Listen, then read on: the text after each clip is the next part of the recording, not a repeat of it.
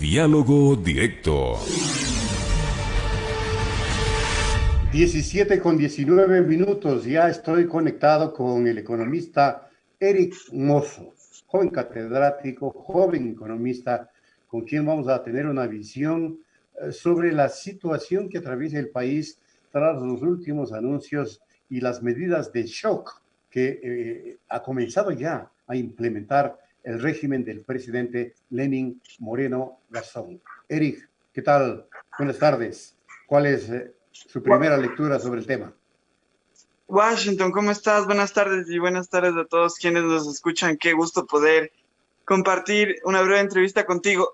Digamos, algunas de mis primeras impresiones, y quizás las de muchos a raíz de haber escuchado las medidas anunciadas por el presidente Moreno el día de ayer, son más de lo mismo. Más de lo mismo, y esto es peligroso, sobre todo cuando nos damos cuenta de que este tipo de medidas no nos han sacado, digamos, de estos problemas de los que siempre habla el gobierno, como el endeudamiento excesivo, como la necesidad de crecimiento económico, etcétera, sino que en lugar de sacarnos, nos han metido más. Digamos, nos han generado más problemas que soluciones. Las medidas que ha venido implementando el presidente Moreno en los últimos años han sido peor, digamos, que la enfermedad en general. Esto es algo que en un principio quizás no era tan obvio, pero que ahora es, me parece claramente la sensación general de la ciudadanía. Medidas como, por ejemplo, la disminución de los salarios de los trabajadores del sector público, o la disminución de la capacidad de acción del Estado para actuar en la economía, que pudieron en un primer momento, digamos, al principio del periodo de Moreno, haber sonado como quizás buenas ideas, repetidas más de 5 o 10 veces, solamente demuestran que en realidad le hacen daño a la economía, no solo, digamos, a quienes directamente se ven afectados. El que se reduzcan los salarios del sector público, por ejemplo, afecta no solamente, digamos, a esos trabajadores, sino al ellos tener menor capacidad de consumo, afecta también a las pequeñas y grandes empresas, afecta en general a la cadena de pagos de la economía, a la liquidez general de la economía. Entonces, estas medidas, una primera gran idea que creo que tenemos que todos tener en cuenta es, son más de lo mismo y en lugar de sacarnos del problema, nos generan más problemas. No solamente afectan a los servidores del sector público o al Estado como tal, sino que van en un momento determinado a afectar a toda la economía. Esa es, digamos, una gran primer lectura con estas leyes que se han presentado, con estas medidas que se han presentado. Ajá, Eric, quiero pedirte algo que me parece que es supremamente importante desde la lectura de los jóvenes economistas que han sido los de esta última generación, justamente los que pueden tener un nivel de empatía con la realidad mucho más cercana.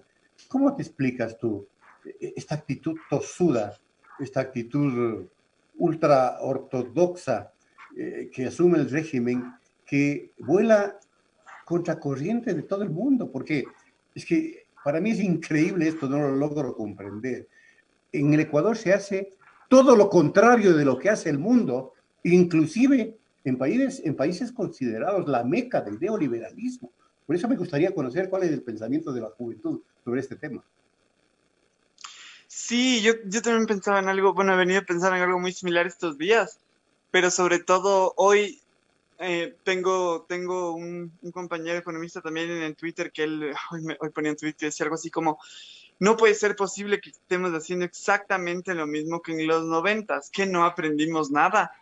Lo que me quedé pensando es, no creo que no hayamos aprendido nada de los 90s, es decir, creo que, y esto pensaba cuando, digamos, reflexionando sobre este tweet, pensaba en mi vida universitaria y cómo durante toda mi carrera, bueno, yo la inicié en el 2010 y la terminé como por el 2014, el pregrado en economía, y lo que recuerdo es que todos decíamos todo el tiempo como lo de los 90 estuvo terrible por esto, por esto, por esto, por esto, por esto. Gran parte de la literatura económica mundial dice que lo de los 90 y el neoliberalismo está mal por esto, por esto, por esto, por esto, por esto.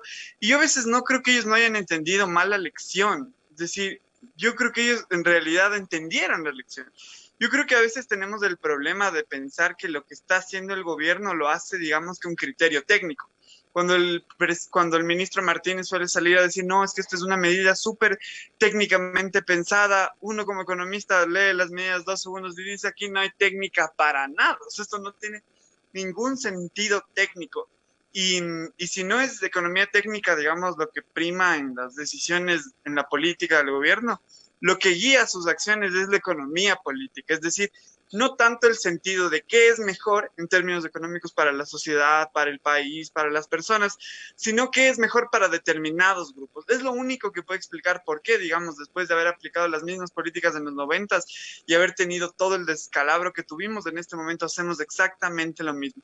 Y creo que sobre eso, quizás siendo crudos y fríos, hay que entenderlo así, es decir, si bien de esta crisis millones estamos siendo afectados, hay quienes están saliendo beneficiados. Por ejemplo, si tomamos las medidas del presidente Moreno del día de ayer y vemos todos los 8 ejes de política que propone, nos damos fácil cuenta de que no se toca ni un poquito a los grupos económicos, pero es increíble, no se les topa, pero ni se les sopla, o sea, no se les acerca ni un poco.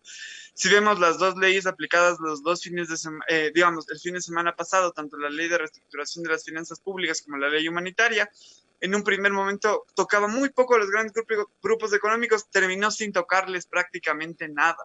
Lo mismo si vemos, por ejemplo, el ajuste de la educación y si vemos las políticas en general del gobierno, vemos que hay quienes salen beneficiados. Vemos que hay quienes, por ejemplo, si vemos los más de $1.000 millones que han sacado los grandes grupos económicos del Ecuador al exterior, cuando vemos que les cuesta menos por el impuesto a la salida de divisas, vemos que hay quienes se ven beneficiados de estas medidas. Entonces, siguiendo un poco lo que tú decías de esto de cómo vemos esto como jóvenes, yo a veces digo como, tomando las palabras de mi amigo, como que no entendimos que estas medidas nos hacen mal, que no entendimos que estas medidas solo profundizan la crisis. Yo no creo que no hayamos entendido, yo creo que ellos sabiéndolo están tomando estas medidas por beneficiar a pequeños grupos. Yo no, y esto les contaba también el otro día en una discusión, cuando por ejemplo la dolarización se dio, muchos de nosotros no teníamos ni 10 años, yo tenía 8 años cuando se dio la dolarización. Entonces, obviamente no tengo clara conciencia de cómo fue, 7 años, perdón, de cómo fue 1999, pero algo que me queda claro es que estamos tomando políticas muy similares a las que se tomaron en ese entonces. Ojalá no tengamos resultados tan trágicos como los que ya tuvimos en los 90, sin embargo, muchos atisbos de eso ya se están viendo. Y te decía Eric, el futuro inmediato e inmediato que nos espera entonces con semejantes medidas, ¿cómo le debemos avisorar? ¿De desesperanza, de crisis absoluta, de una pauperización de la población que a lo mejor rebasa inclusive las condiciones de 1999?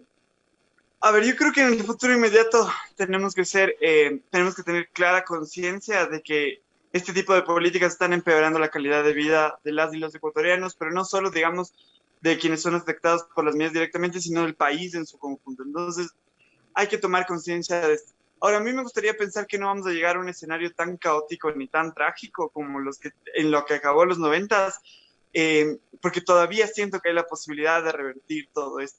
Los psicólogos tienen una frase que me agrada bastante también para la política, que básicamente dice que para cambiar algo, para poder tener la posibilidad de cambiar algo, lo primero es aceptarlo. Entonces, si no aceptamos algo, no vamos a poder cambiarlo. Y en este punto, en este momento, creo que es indispensable que quizás vayamos despertándonos, despabilándonos cada vez más, dándonos cuenta de cuál es la situación en la que estamos, no dibujándonos, como Carl Gustav Jung, un psicólogo, decía, uno no se ilumina fantaseando con la oscuridad, sino iluminándola. Es decir, no diciendo, no, la cosa no está tan mal, sino reconociendo que es un escenario trágico, pero asumiendo nuestra capacidad para cambiarlo. Yo creo mucho que las elecciones del 2021 pueden ser la posibilidad de que el neoliberalismo sea derrotado por la vía formal, que aprendamos la lección de todo lo que está pasando y entendamos que más políticas de fundamentalismos de mercado, como tú bien decías, Washington, políticas que están en contra de toda la tendencia mundial, en contra de gran parte de la literatura económica. No puede ser posible que, por ejemplo, Angela Merkel, que es de un partido de derecha de Alemania, de centro derecha, tenga anuncios en la prensa internacional como, abro comillas más o menos, Alemania tiene que prepararse para una gran ola de nacionalizaciones para salvar la economía. O sea, no puede decir que la derecha europea entienda la necesidad del Estado, la necesidad de la solidaridad a este nivel, y nosotros estemos haciendo todo lo contrario en contra de la evidencia, en contra del bienestar de millones, etcétera. Tomando conciencia de esto, creo que hay posibilidades de cambiar el rumbo en el 2021. sin lugar a dudas, en una suerte de anacronismo perverso en el que se encuentran sumergidos las mentalidades de quienes ahora nos gobiernan. Eric, se nos acabó el tiempo. Muchas gracias. Ojalá podamos en otra oportunidad ampliar este diálogo. Hasta pronto. Muchísimas gracias, Washington. Ya saben, cuando necesiten, yo encantado, y un saludo enorme a todos quienes nos pudieron escuchar. Un gusto también. Punto Noticias, el mundo de la información.